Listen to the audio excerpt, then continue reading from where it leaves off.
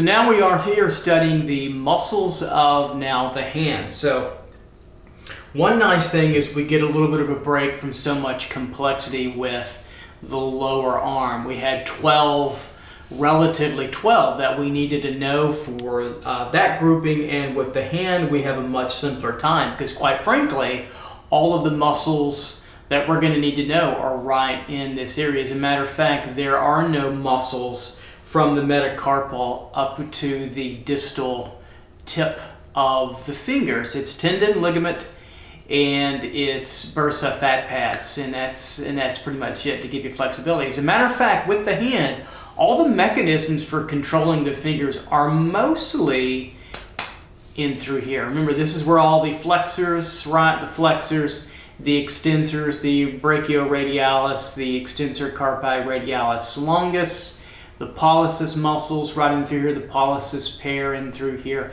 and of course we have the flexors, extensors, the olecranon, all that good stuff. All of those mechanisms, when you're flexing and you're extending and you're flexing, etc., they're all controlled by these levers up here. It's like these muscles are the puppet master and these are the puppets acting down in through here.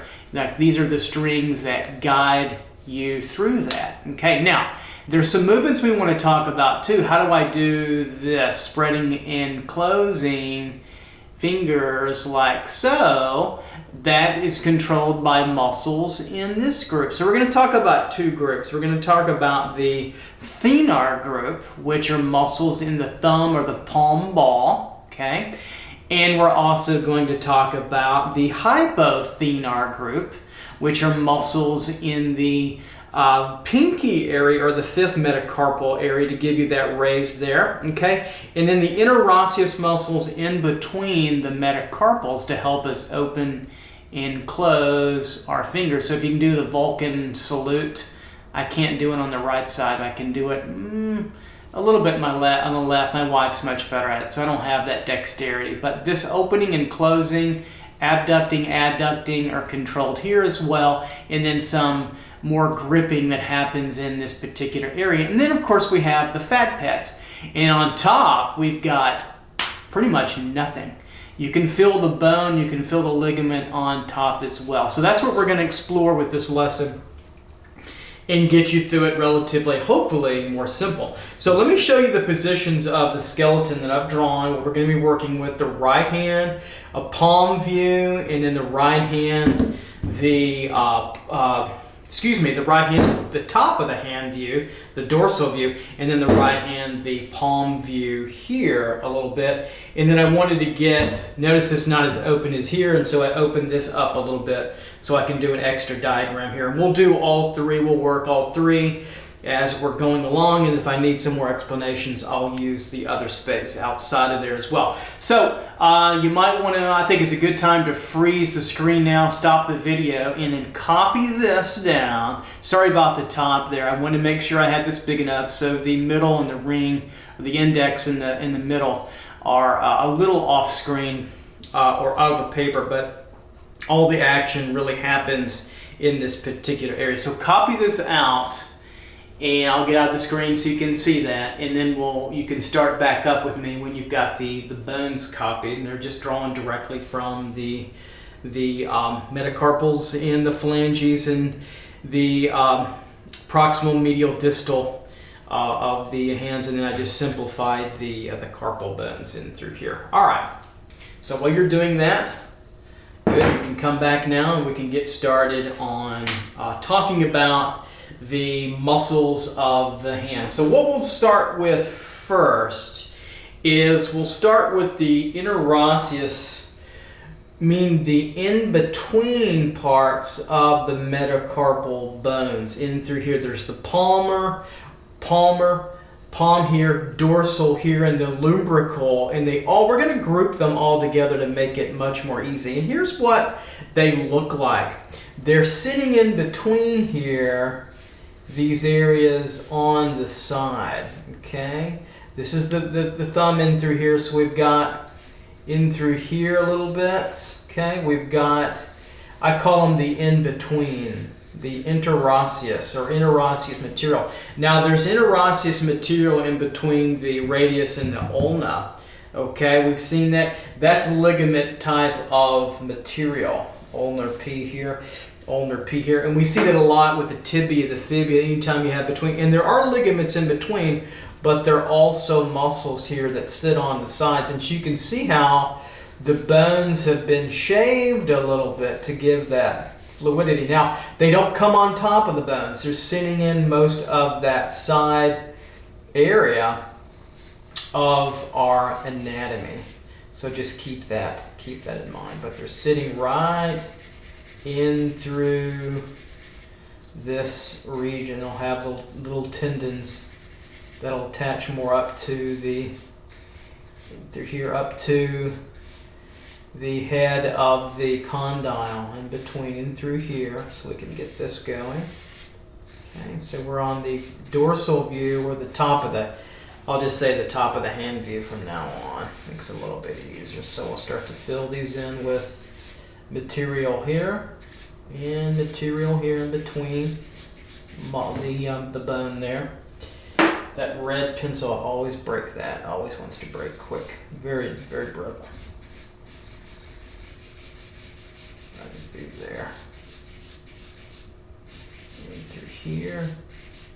So we're starting to feel that up now with material. Let's do it over here, and then we'll clean it up a little bit. So they're running in through here, and there's a particular kind of rhomboid-like angle that they have here and here. You'll have little tendons that will run through like so. Okay, this is the deepest part. They help fill in this real bulky part of your palm, part of your hand, the thenar grouping and the hypothenar grouping, and of course the interosseous material. You can feel a little bit of your bone, especially at the metacarpal tip head area, condyle. Then it gets lost in there. That's fat pad 2 as well. So we're going to fill those muscles in.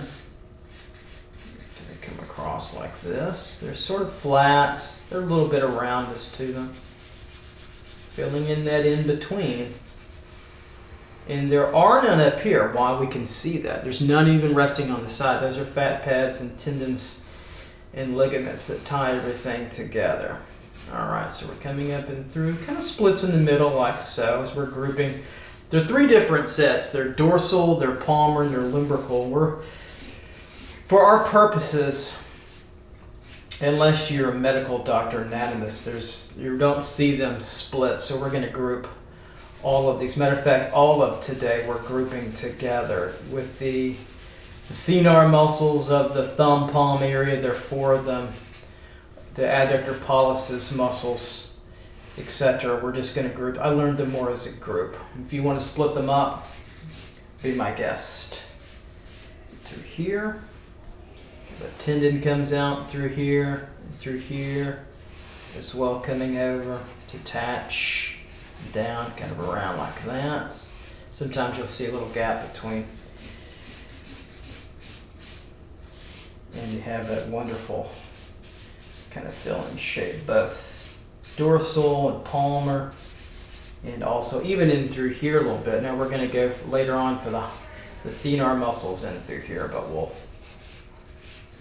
put the deeper part of them through for now, right in through there. There we go. So we have a little bit of that. Let's give a little bit more clarity. Tighten these up a little bit. A slightly different color, and then we'll put a little dark through there. You know, muscles, when we open up a cadaver, you know, look pretty grayish, pretty flat and gray. Of course, all the blood and fluids have been taken out completely, so it has that look to it. So these are the interosseous muscles of the hand, and through here, attaching in between, like so. They have a split in between the tendon head up through, like so here. Okay. So here's where we're looking at the top of the hand, looking down onto it. Don't forget that. So we're at the dorsal view here, or the top view of the right hand, like so. There we go. Little tendon head we can show through there.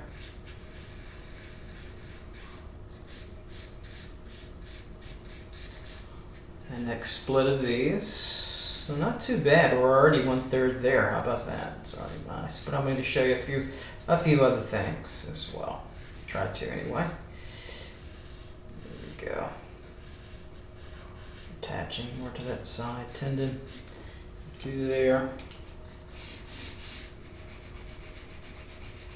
And of course, they have fibrous material through there. We can give a little bit of contouring to these as well.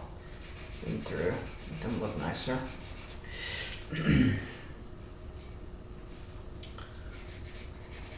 So the interosseous muscles now are helping us grip some, but also open up the fingers and close up the fingers. That movement comes from the contraction and expansion of flexion of these particular muscle groups. When we want to flex and extend, we are working with the forearm. And to move the forearm, we also move that, but we also move and use our shoulder muscle region. That's why they come into play as well. So we have different regions to help us out in our kinetic journeys that we have in through here. All right, so we have that in through, filling those materials in nicely. There we go. The interosseous grouping of dorsal, or in this area lumbar, lumbrical, and also the palmar on this side. Let's get over there now. We'll just do the same thing here, give it a little bit clarity through that, just a little different colors to make them look a little bit more real as well as we can. Little tendon, sometimes there's a split in between. You can show a little bit of material openness. That's filled with other material, fat and etc. We have fat pads in our hands like our feet to help us take on the shear forces of weight and friction and work. And they're on our fingers too, so if we get stabbed or prick ourselves, they don't damage. They get into the fat pads rather than damaging all the tendons and nerves, because we don't really talk about the veins and arteries. That's blood, and then we have the innervating of the nerves to help them move. So we don't really, it's like the battery or the electricity. We don't really, it's not really going to come into our purview much. So we have the palmar view now of the interosseous muscles in between here. Okay, just working on this out, slowing it down so we can see this. The main progenitor of form are the bones of the hands, and especially up in through here, since they are what we have left. The top of our hand, the older we get, it gets more frail. The tendons show up even further. We lose more fat. The skin starts to sag from time and from sun abuse, and we start to even see the anatomy even further coming to fruition. So we're on their palmar view of this side, like so. There we go. And then through here, okay. So the interosseous muscles in between these bone forms. We have interosseous ligaments between every joints, all our joints together. In this case, we have muscles. We have some in the forearm there, the abductor pollicis longus, and then the extensor pollicis brevis, right? Which are over here. They're more on the other side, but the longus attaches to the ulna, and the brevis, the extensor brevis, attaches to the interosseous material of the ligament through there. It helps give those tendons to the thumb. There we go. Attachment of the ligament, and just one more little area in through here. So what you want to memorize here is where they are, where they fit, what they do, and why. But know that this whole region, if you go back to the volumetric hand, that's even more important in some ways than the anatomy, because you're learning the actual simplified form of it. It makes that rectangular blockier form, sometimes an egg form. It just depends on the point of view and what you're conceiving. Depends as well. All right, so we have those now grouping of the interosseous muscles fitting in between the metacarpals. Okay, not on the outside. And outside is going to be a different type muscle. Okay, now let's work with this grouping now called the Thenar Eminence, or group. Well, that's a really fancy way of saying it's on the palm side of saying this whole area of your palm, these muscles, okay? Really starting from muscles through in this region, okay? From the interosseous area of the ligament in through here, okay? Up through the joint area where the proximal meets the metacarpal, some lateral, or they take on the same shape as a bone, and then we fan out to the first metacarpal and also the second metacarpal to make this total palm shape in here. So what I'll do first is I'll show you the ligament area that this attaches to a little bit. Where's my bigger charcoal? There it is, in through here. This retinaculum and through from the hamet's hook right in through here over to the pisiform roughly, the scaphoid. In through this region, there's ligamentation. Here, I'm going to keep it light because I also we're going to come up a little bit with the Palmaris Longus. Remember that one with the fan that makes it that fan-shaped aponeurosis, kind of a delta, river delta, or a fan-shaped brush. So this is a ligament in through here, really important, the retinaculum, palmar retinaculum, roughly, right in through here. But this is going to give us now this contouring of what we know as our thumb with the muscles. This is the thenar grip, okay? So they're going to start to feel like this. They're going to start to come out. I'll just use my hand, my old chubby hand. So kind of a good model for this study. And it's going to wrap around through here, okay? There's 4 of them, and we're just going to keep them as a group, right? In through here, and then over to 1, okay? Or the second metacarpal, right in through here, and then over again to the third, right in through here, then over. This is going to make the thenar group of muscles, okay? So this is going to pull a little bit, like so. And down, kind of in the middle now of the metacarpal, over and down, and attaching onto the retinaculum in through here, the aponeuroses of that, and then back over. And this is going to start to feel, as these muscles move, this more larger split to that thumb.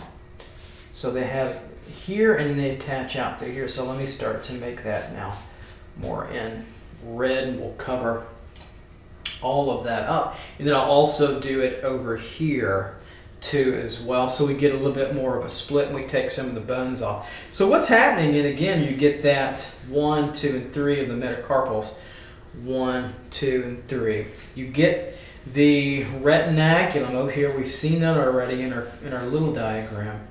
These come up, okay, and over like so, then attach, and they give us that bulkiness of that thumb. But then we get that filler. Now we've already got a little bit of the interosseous material here from the lumbrical, and now we're going to come over and attach. We get that kind of webbing right in through here, okay?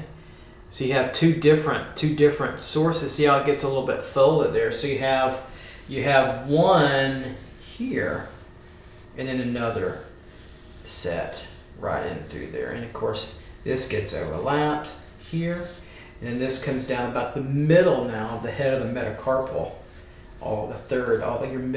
your middle finger there.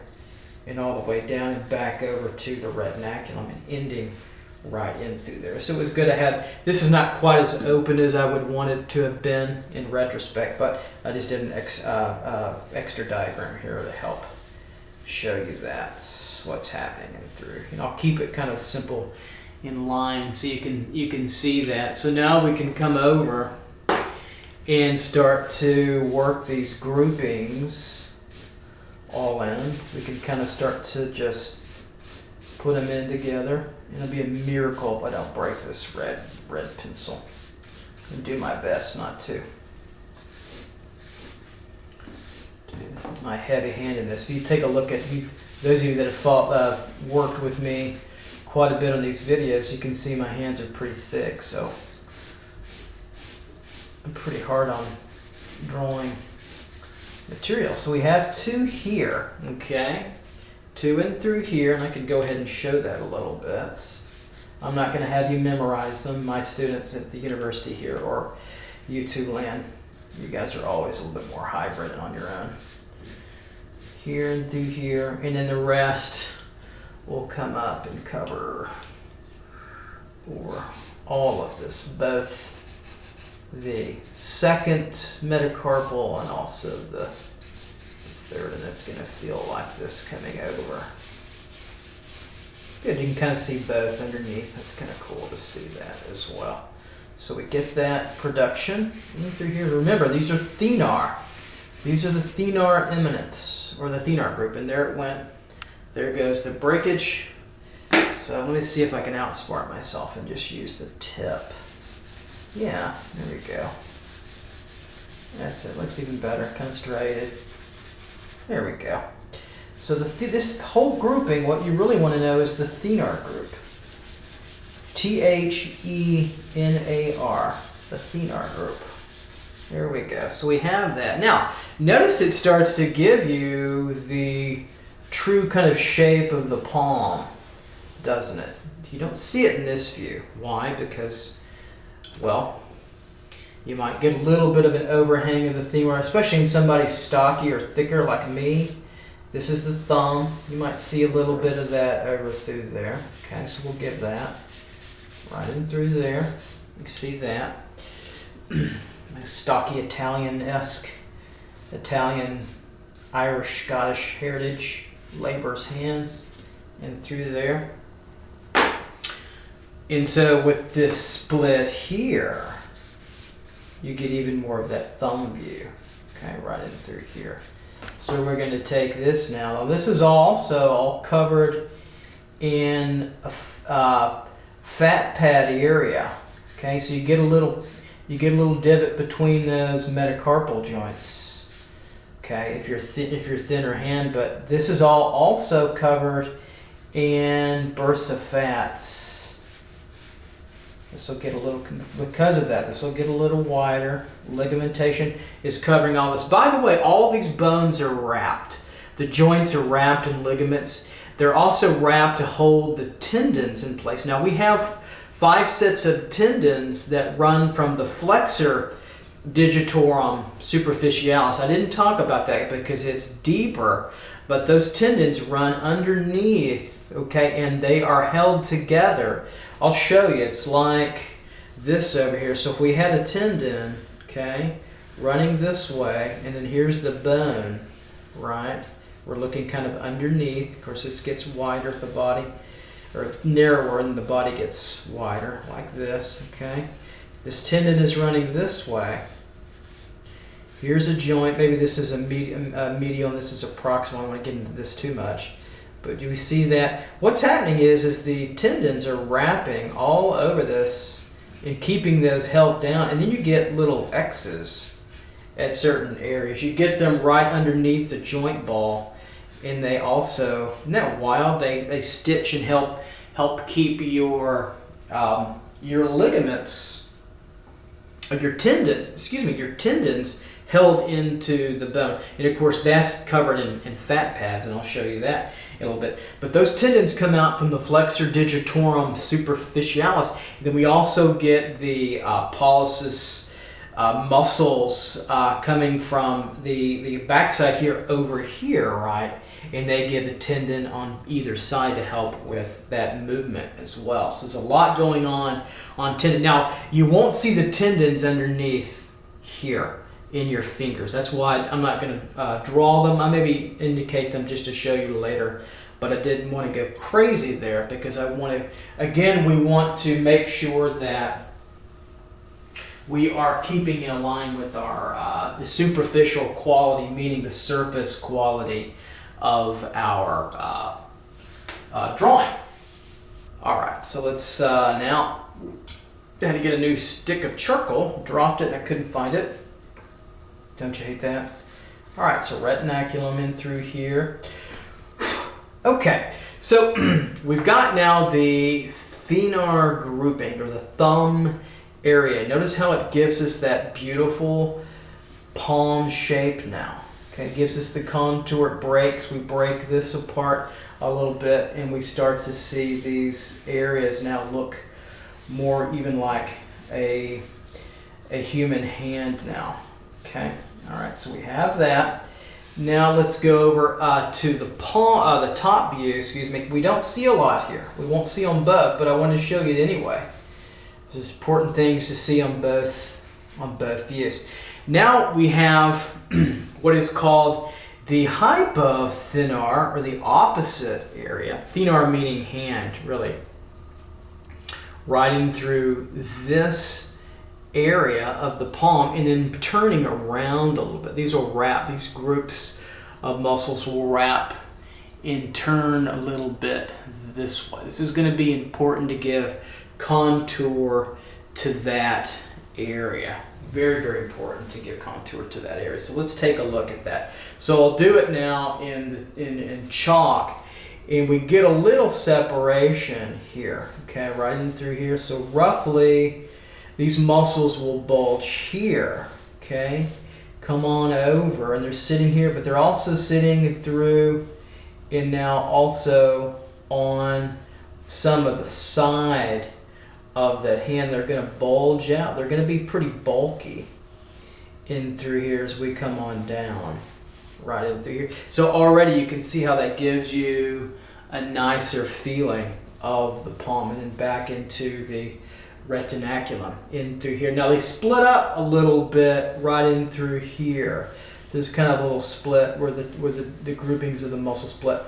Again, I'm not going to have you memorize or name those. I'll keep it, mercifully I'll keep it a little bit separate, but we'll have this kind of look to it. Now let's get a little color in there so we can blend a little bit through there. We can see that. So we'll start to bring these over.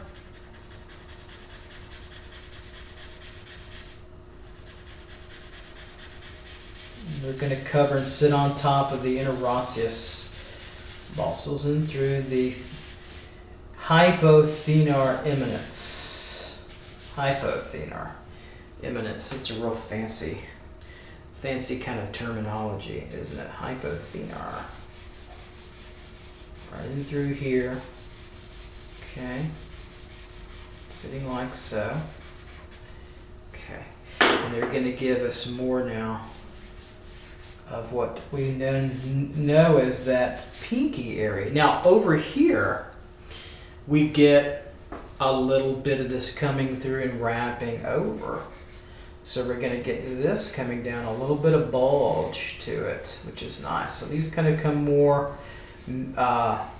laterally over through here and around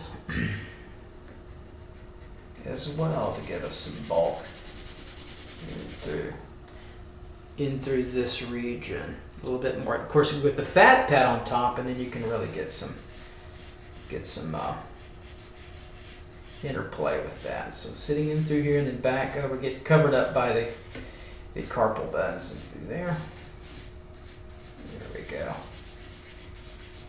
In that area. So that makes up on the top of the hand view more of the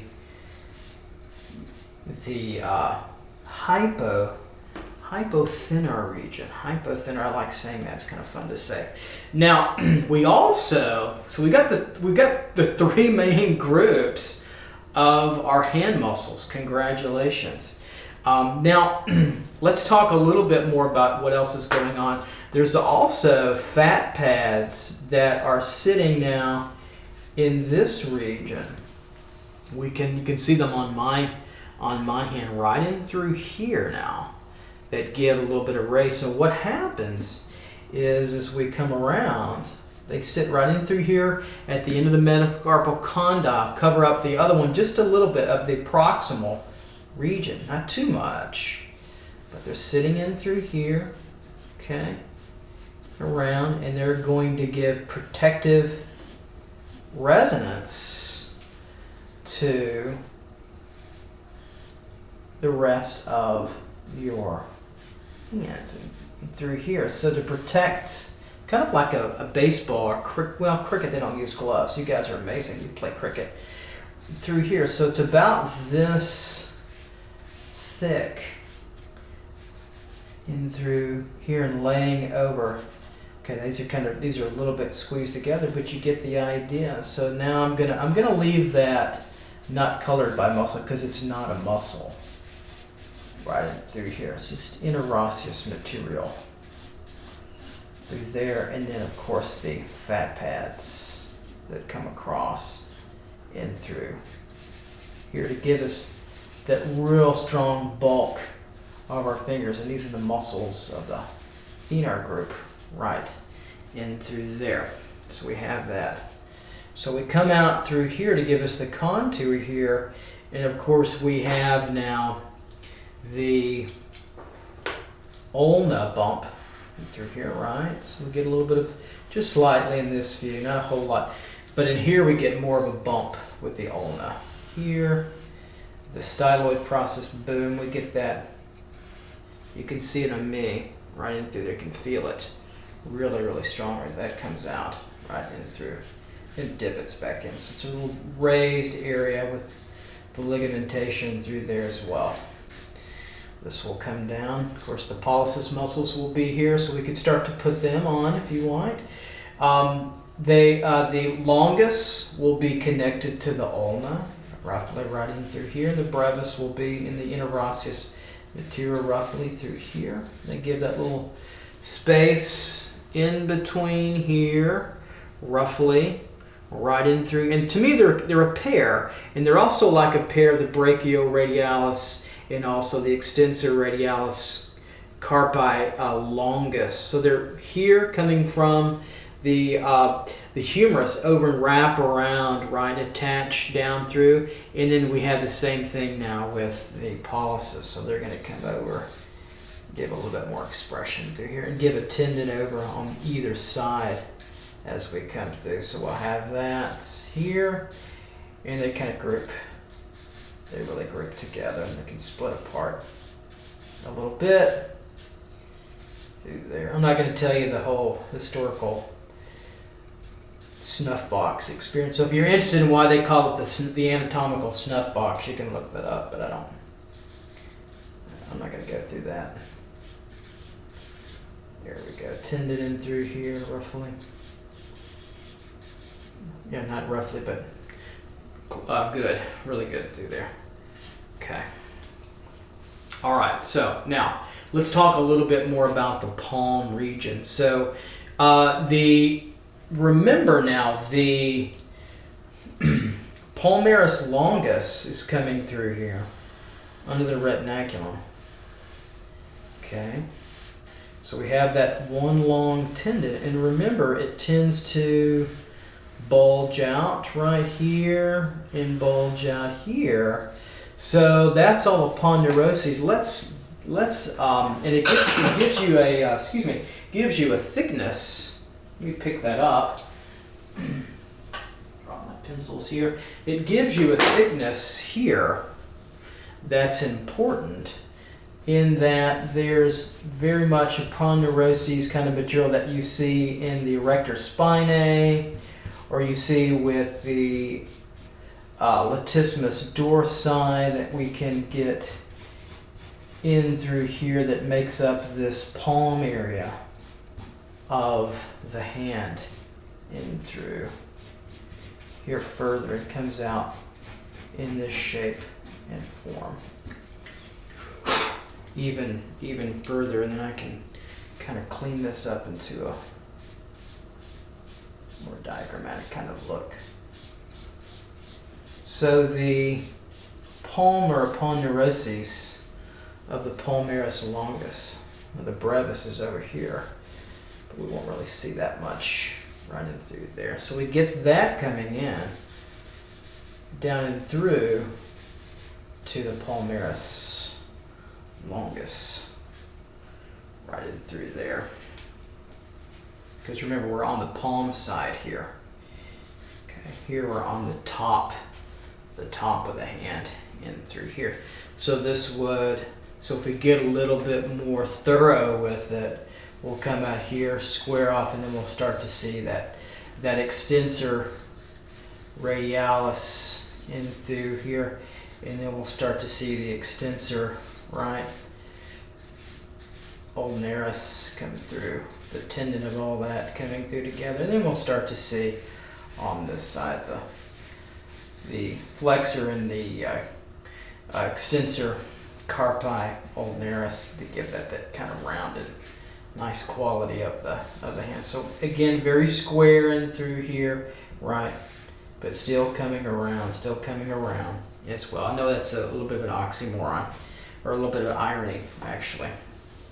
Okay, through here. So the pollicis you get a little bit through here as well. Then we can come down and through, and we get those tendons coming across. So if we wanted to get in that a little bit, remember you're coming from slight angles, so the radialis tendon, right, of the flexor, coming in through here, Palmaris, right, in through here, and then the ulnaris of the flexors, right, coming in through of those tendons, right, and we get this straightening, and then it starts to get a little bit bulkier as we start to come out, as we start to clean this up even further. Now, let's talk a little bit more about the hand, what's going on with the phalanges. Here on top, we're going to see more. Tendons on the top. So you've got the extensor digitorum. Remember, it's coming down roughly slightly at an angle, hanging out on the radius. They're coming in through, right? So it'll be a little bit darker. We'll do that in red and through here, okay?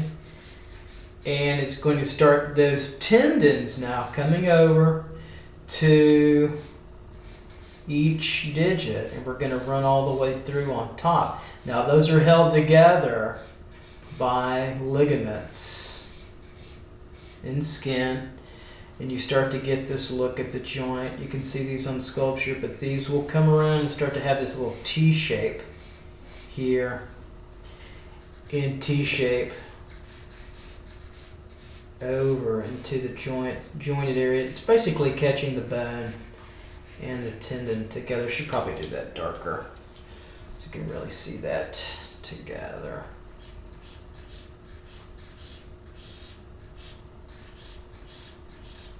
I won't do every one, I'll just do one to save us time. To here. You'll see that come over and down. Right, and then end just slightly past the joint for the distal, right in through there. Because ultimately you've got to give room for the keratin of the nail to start to make its way in and out. I'll put that on too as well. That's the thing. When we start drawing a little further, we'll talk about fingernails in through here. But these tendons, really all of them, they're on all. You can sit on slightly more of the outside as it's tilted over a little bit, raised up, right through. And they kind of take on a T shape when we see them in sculpture, together sitting on top, ending roughly into here. Have the tendon in through there.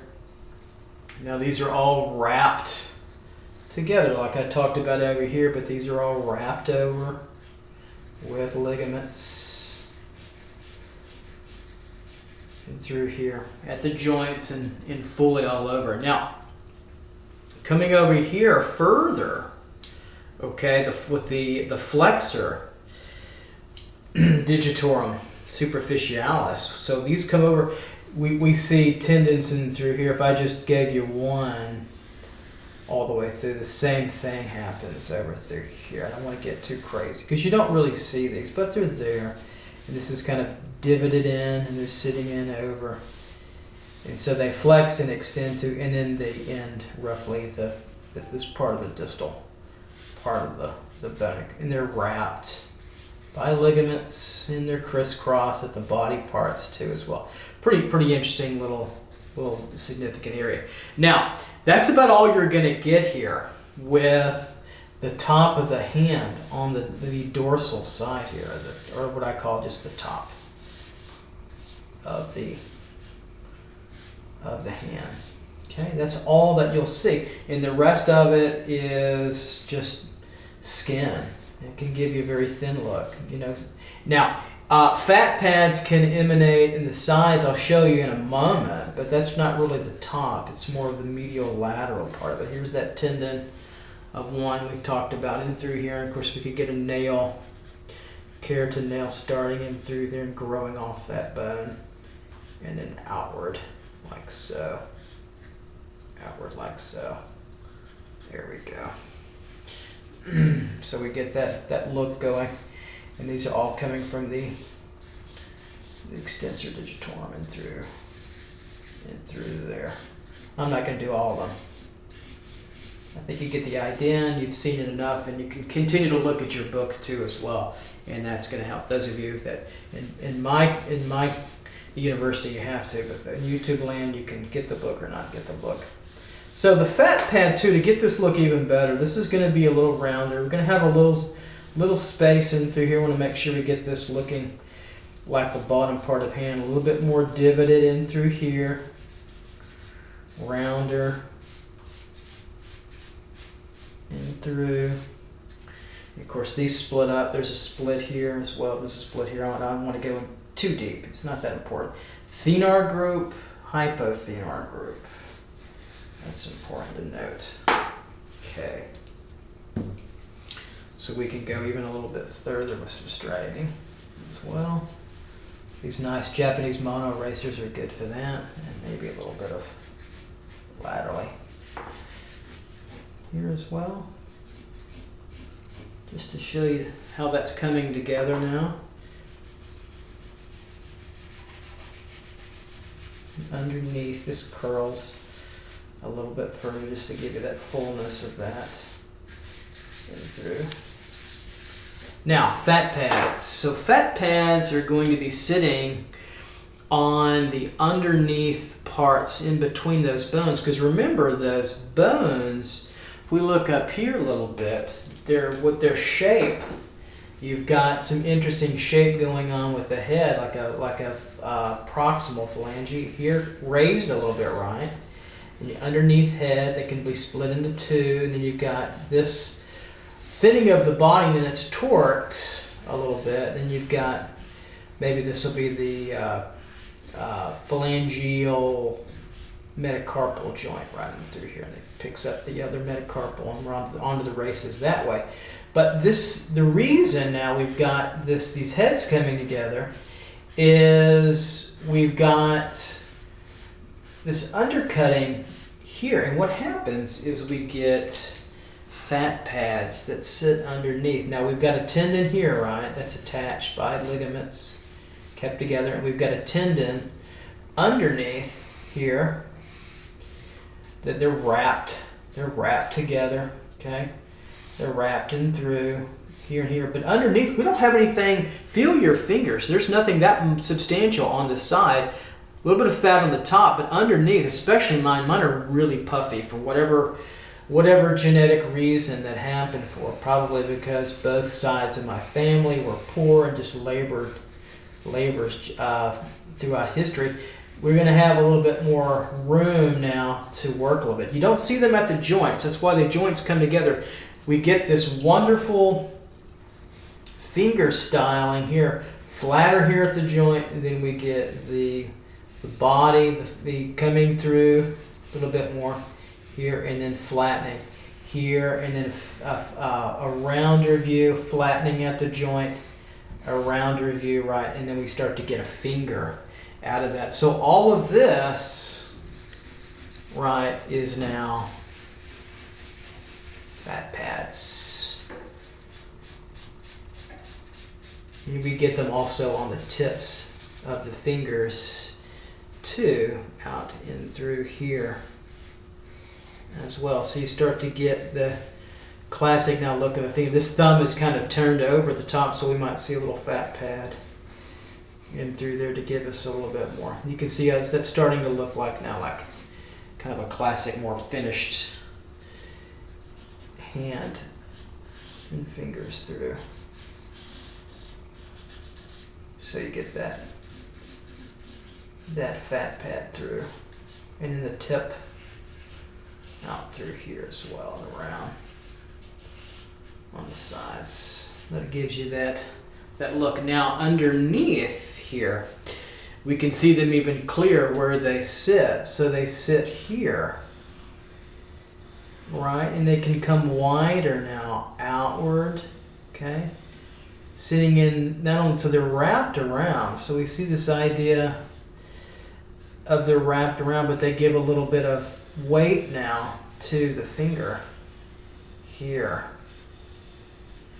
and coming through the fat. And so we start to see them now as kind of more as the finished product of the hand. And through here, the finger.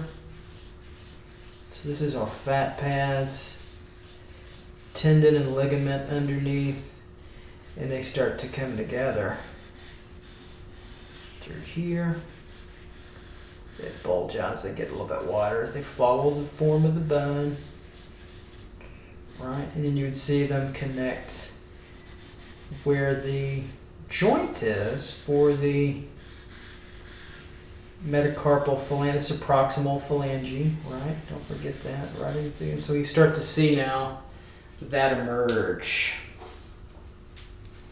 here. This gets, you can feel it gets a little thinner inside, even though mine don't as much, since I've got so much space between mine, or so much material to go right in through there. So if we did the thumb, just to make it look cleaner, I'm not going to do the rest because I think you get the idea, and I want to leave it a little uncovered so you can kind of see all that. You get to see with the thumb over here, the fat pad. Now it's tied more to the side, more like this, but you can see it out through, in through here. So you're going to get this kind of view, and it gives you that will be more of a classic, right, kind of thumb view. Get that muscle coming in a little bit further. I'm just going to follow the contour of those bones. This is the tendon, right, here on the side. Less material here, and then we're kind of on the lateral side. Or is that the medial? More the medial side. Yeah, there we go. And we get extra material, like so. And so you get that nice padding coming together to give shock absorption and relief, and the distribution of friction and weight and force, shear force distributed throughout the hands as well. I'm sure we greatly appreciate and we take full advantage of as well. All right, so the Thenar group, Hypothenar group, the interosseous muscles in between to open and close your fingers as well. And remember, most all of these muscles here open and close the fingers, and they help move the thumb for sure. That gives us The thenar group really helps in this regard, and also the lumbricals. But the majority of this movement here is the puppet master muscles of the forearm, the upper part of the forearm. Okay, that's important to denote there. All right, so those are the muscles now of the hand. Not quite as bad maybe as you maybe first thought. Hopefully, not quite as difficult, I think, as the upper arm. The lower arm. The lower arm to me is the most challenging for sure as a student. I really struggled for a good while to kind of completely understand it fully as well. And then teaching, it's not been a piece of cake either. So to make sure I know exactly what's what. Okay, so there you go. Those are the muscles now of the hand, and now we can put everything together from the deltoid to the distal tip. Deltoid, right, the shoulder, through the distal tip of that bone, and we can do some more active diagrams to really start to see these come alive, and then we'll do some studies from observation or images and finish it out, the upper extremity. How exciting. Okay. All right, so I will see you guys soon, and I will start with the next video, and this will be the active diagramming of all this together. All right, you guys take good care, and I will see you soon as I kind of just work this a little bit further. All right, enough. Take care. Bye-bye.